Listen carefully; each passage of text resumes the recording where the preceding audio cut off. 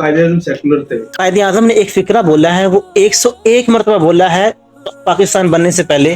وہ فکرہ کیا ہے کہ پاکستان ایک اسلامی ریاست کے طور پر قائم ہوگا۔ بحر نو پاکستان ایک ایسی مذہبی مملکت نہیں ہوگی جس پر آسمانی مقصد کے ساتھ پاپاؤں کی حکومت ہو۔ قائد اعظم نے یہ جو فرمایا نا کہ پاکستان ایک تھیوکریٹک اسٹیٹ نہیں ہوگی، یعنی کہ مذہبی ریاست نہیں ہوگی، مذہبی ریاست اور جس میں پاپاؤں کی ملاؤں کی حکومت نہیں ہوگی۔ علامہ اقبال رحمۃ اللہ علیہ وہ سوشلزم کے حامی تھے۔ یعنی مذہبی آزادی ایسے طور پر کہ مذہب سے ہمارا کوئی تعلق نہ ہو۔ مذہبی آزادی تو یہ ہونی چاہیے نا کہ ہم جس طرح چاہیں اسلام کے مطابق عمل کر سکیں۔ مذہب سے آزادی، مذہب سے آزادی، بالکل بالکل۔ سوشلزم یہ ہوتا ہے کہ مذہب سے آزادی، اس میں خدا، قرآن، رسول کریم صلی اللہ علیہ وسلم پر اعتراضات ہوتے ہیں۔ تو آپ مجھے بتائیں کہ علامہ اقبال رحمۃ اللہ علیہ کیا الحاد کو ماننے والے تھے؟ کہا جاتا ہے قائد اعظم سیکولر تھے اور وہ پاکستان کو بھی ایک سیکولر ریاست بنانا چاہ رہے تھے، اس کے متعلق آپ کیا کہیں گے؟ یہ سوال بہت ہی پوچھا جاتا ہے، اور اس کے متعلق کچھ لوگ جن کا ہم یہ اعتراضات کر رہے ہیں یعنی کہ لبرل اور سیکولر بہت ایکٹیو ہیں قائد اعظم کی پرسنالٹی کو جو ہے وہ اس طرح سیکولر بنانے میں۔ پہلی بات تو یہ کہ انسان کی سوچ اور فکر بتاتی ہے کہ انسان کیا ہے۔ انسان کا لباس نہیں بتاتا کہ انسان کیا ہے۔ اکثر جو ہے نا وہ اپنے اس اعتراض میں ثابت کرنے کے لیے وہی کہتے ہیں کہ قائد اعظم کا آپ لباس چیک کریں، آپ کی زبان، ان کو تو اردو بھی صحیح طرح نہیں آتی تھی، اس طرح کہتے ہیں۔ تو میں کہتا ہوں کہ انسان کی حقیقت جاننے کے لیے آپ کو اس کی سوچ اور فکر کو جاننا چاہیے۔ جب انسان کی سوچ اور فکر آپ کو معلوم ہو جائے گی تو پھر ہمیں یہ بھی معلوم ہو جائے گا کہ انسان کس کیٹیگری کا ہے۔ دیکھ لیتے ہیں ہم قائد اعظم کی سوچ اور فکر کیا ہے۔ میں کچھ قائد اعظم کی تقاریر ہیں وہ میں آپ سے شیئر کرتا ہوں اپنے ناظرین کرام سے بھی۔ قائد اعظم رحمۃ اللہ تعالی نے 1906 سے لے کر، یعنی کہ جب وہ مسلم لیگ میں شمولیت اختیار کی آپ نے، تب سے لے کر 1948 تک، 1947 تک، 14 اگست 1947 تک قائد اعظم نے ایک فکرہ بولا ہے، وہ 101 مرتبہ بولا ہے پاکستان بننے سے پہلے۔ وہ فکرہ کیا ہے کہ پاکستان ایک اسلامی ریاست کے طور پر قائم ہوگا۔ مسلمان ایک الگ ریاست چاہتے ہیں جو کہ اسلامی اصولوں پر مبنی ریاست ہوگی۔ یہ جو آپ نے فکرہ بولا ہے پاکستان بننے سے پہلے 101 مرتبہ بولا ہے، اور پاکستان بننے کے بعد جب تک آپ حیات رہے ہیں 14 مرتبہ آپ نے یہ بولا ہے۔ میں کچھ ان کی تقریر آپ کے ساتھ شیئر کرتا ہوں۔ 1 فروری 1948 کو قائد اعظم نے امریکی عوام کے سامنے ریڈیو کے ذریعے آپ نے جو اسپیچ کی ہے، اس میں سے چند میں فکرے میں آپ کو سناتا ہوں۔ آپ نے فرمایا کہ مجلس دستور پاکستان کو ابھی پاکستان کا دستور مرتب کرنا، یعنی کہ ابھی پاکستان کا کانسٹیٹیوشن جو ہے وہ قائم نہیں بنا نہیں تھا، تو آپ نے بتایا کہ پاکستان کا جو آئین ہے وہ ابھی بنے گا، اور پاکستان کی جو دستور ساز ہے ابھی پاکستان کی دستور کو مرتب کرنا ہے۔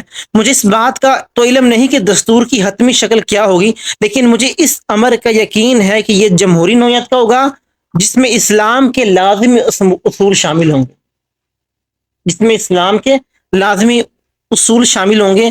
آج بھی ان اصولوں کا اطلاق عملی زندگی میں ویسے ہی ہو سکتا ہے جیسے 1300 برس قبل ہو سکتا ہے۔ اسلام نے ہر شخص کے ساتھ عدل اور انصاف کی تعلیم دی ہے۔ ہم ان شاندار روایات کے وارث ہیں، اور پاکستان کے آئندہ دستور کے مرتبین کی حیثیت سے ہم اپنی ذمہ داریوں اور فرائض سے باخبر ہیں۔ بحر نو پاکستان ایک ایسی مذہبی مملکت نہیں ہوگی جس پر آسمانی مقصد کے ساتھ پاپاؤں کی حکومت ہوگی۔ اب اس فکرے کو لے کر بہت سارے لبرل سیکولر یہ کہتے ہیں کہ قائد اعظم نے یہ جو فرمایا نا کہ پاکستان ایک تھیوکریٹک اسٹیٹ نہیں ہوگی، یعنی کہ مذہبی ریاست نہیں ہوگی، مذہبی ریاست اور جس میں پاپاؤں کی ملاؤں کی حکومت نہیں ہوگی۔ اس کا مطلب یہ ہے کہ جیسا نظام یورپ کے اندر پوپزم تھا نا، پوپ اپنا حکومت کرتے تھے، وہ جس کو چاہتے تھے وہ جنت پیسوں کی بانٹ دیا کرتے تھے، جس کو جاتے تھے جو پیسے نہیں دیتا تھا اس کو جہنم کا وارث بنا دیتے تھے. مطلب کہ ان کی اپنی کہی ہوئی بات ہی ان کی شریعت ہوا کرتی تھی. اس کو آپ نے ڈینائی کیا. دوسرے نمبر پر قائد اعظم رحمۃ اللہ تعالی علیہ کے ساتھ علماء کی اور پیران نظام کی جو وابستگی ہے اور ان سے محبت ہے ہمیں وہ ثابت کرتی ہے کہ قائد اعظم کس سوچ کے مالک تھے.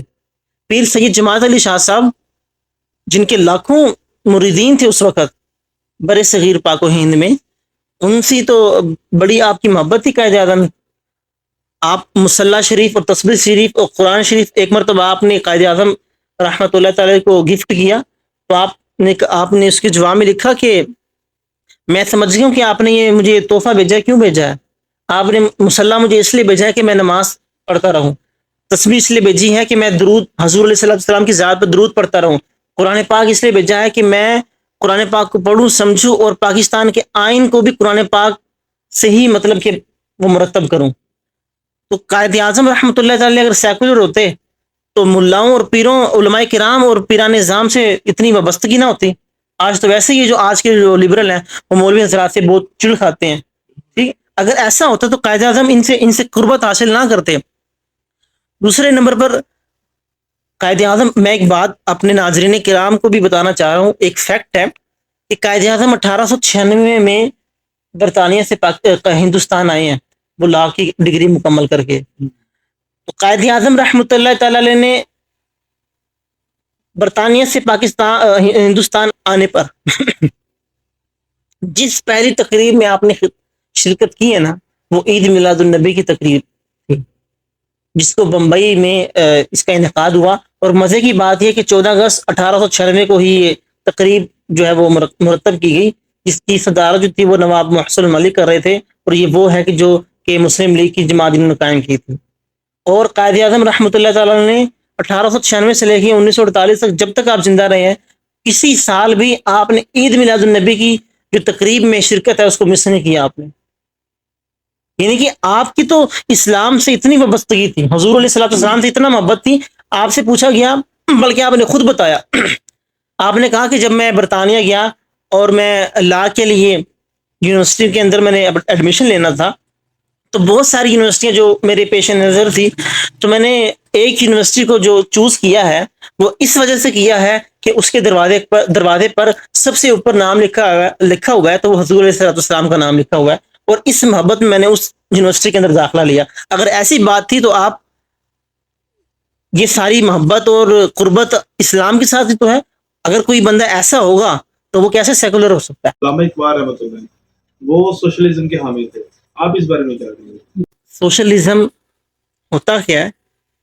سوشلزم یہ ہوتا ہے کہ آپ کا رہن سہن, آپ کا طریقہ کار, آپ کے گھر اور آپ کے باہر سوسائٹی میں ملک میں وہ لوگوں کے مطابق ہو, جیسے لوگ چاہیں ویسے ہی ہو, کسی مذہب کا اس میں کوئی لنک نہ ہو.